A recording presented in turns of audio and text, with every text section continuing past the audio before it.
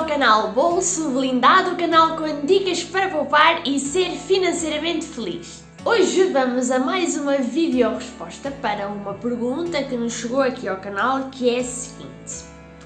Olá Diana, o que são fundos de investimento e quais as categorias que eu posso encontrar? Bom, parece bem que o pessoal anda a fazer aí umas pesquisas para tentar conhecer e saber onde pode investir o seu dinheiro. E fazem muito bem. Os fundos de investimento são instrumentos financeiros que captam o investimento de vários investidores, formando assim carteiras que são geridas por especialistas que aplicam esse dinheiro em diversos ativos. A brincar, podemos até usar o exemplo de um bolo dividido em várias parcelas, umas maiores, umas mais pequenas, cada uma que representa ou que pertence a um investidor. E cada uma dessas parcelas damos o nome de UP, Unidade de Participação.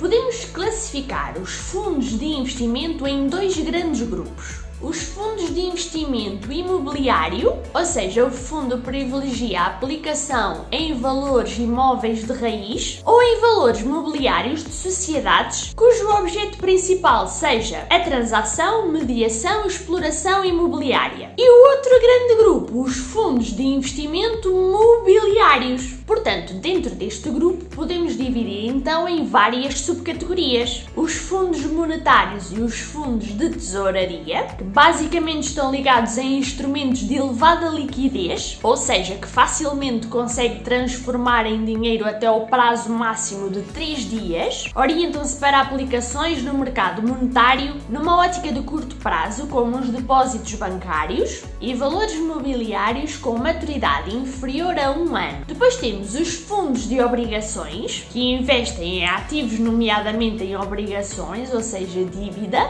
de médio e longo prazo e que pode ser de empresas, de países. E os fundos de obrigação podem ser de taxa fixa, quando são constituídos, por exemplo, com um mínimo de 50% de obrigações de taxa fixa, ou então de taxa variável quando não cumprem o requisito anterior mencionado. Cada um destes tipos pode ainda dividir-se em euro, quando detém um mínimo de 90% dos ativos expressos em euros, ou internacionais, que investem em ativos, nomeadamente em obrigações, em dívida, de médio e longo prazo de empresas, por exemplo, ou até do Estado. O que está a acontecer é que eu empresto um determinado valor a uma empresa ou ao Estado, que entretanto depois vai-me pagar um empréstimo com juros. Os fundos de obrigação podem ser de taxa fixa, quando são constituídos no mínimo por 50% de obrigações com taxa fixa,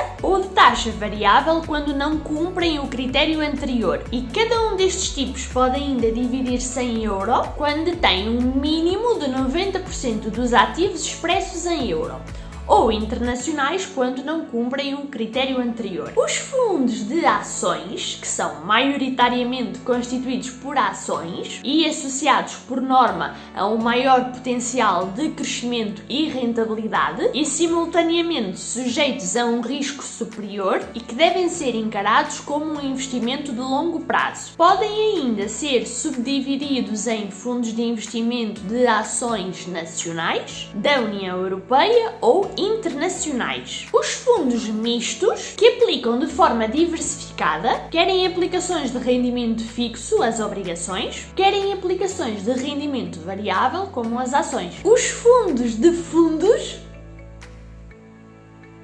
Calma, não me enganei. E na realidade este fundo é interessante porque dá a opção ao investidor de investir em vários fundos através de um só fundo, ou seja, através de uma única aplicação financeira. Os fundos de índice, ou também conhecido como os ETFs, Exchange Trading Funds, que consistem na reprodução integral ou parcial de um determinado índice de valores mobiliários, e este vídeo aqui em cima explica melhor sobre este assunto que nós já falámos, e em que a sua gestão é passiva. Os fundos de poupança reforma, que constituem planos individuais de reforma complementares aos esquemas proporcionados pela Segurança Social e pelas empresas, os fundos com proteção de capital, que procuram pelo menos garantir aos investidores que no final do tempo pré-definido consigam resgatar pelo menos o valor inicial investido,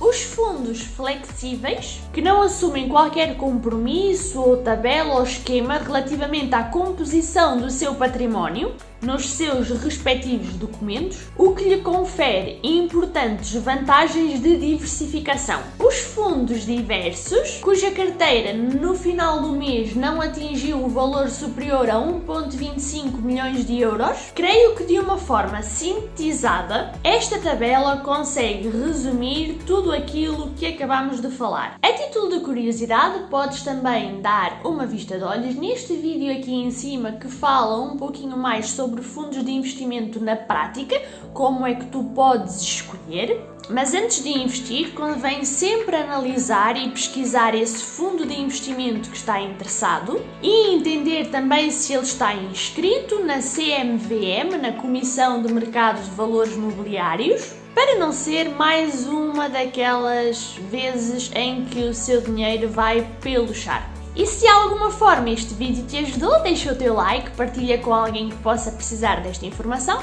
subscreve o canal e até ao próximo vídeo.